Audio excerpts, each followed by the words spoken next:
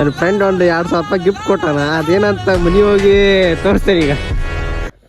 IPhone ಅಂತ iPhone cable ಯಾಕೆ ಇಂಪಾರ್ಟೆಂಟಪ್ಪ ಅಂದ್ರೆ ಒಂದು ಮಾಹಿತಿ ಕೊಡ್ತೇನೆ ನಿಮ್ಗೆ ನಾನು. ಈ ನಾರ್ಮಲ್ ಕೇಬಲ್ 200 ರೂಪಾಯಿ 300 ರೂಪಾಯಿ ಕೇಬಲ್ ಅಂತಾರೆ. ಐಫೋನ್ ಹೇಳ್ತ ಮಾತ್ರ ಸಖತ್ತಾಗಿ ಡೌನ್ ಆಕತಿ.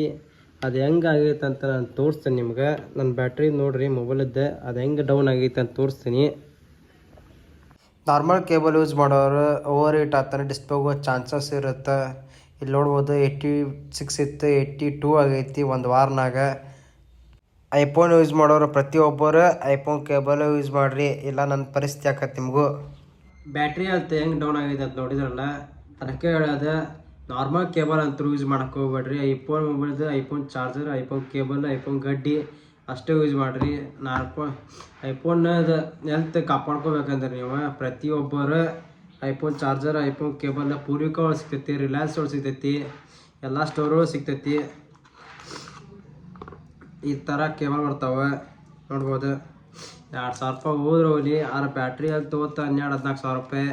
ಒಂದು ಸಲ ಕೇಬಲ್ ಪಿನ್ ಹೋತ 12,000 ರೂಪಾಯಿ ಮುಗೀತು. ಒಂದು ಸಲ ಡಿಸ್ಪ್ಲೇ ಹೋತ 24 ಸಾವಿರ ರೂಪಾಯಿ.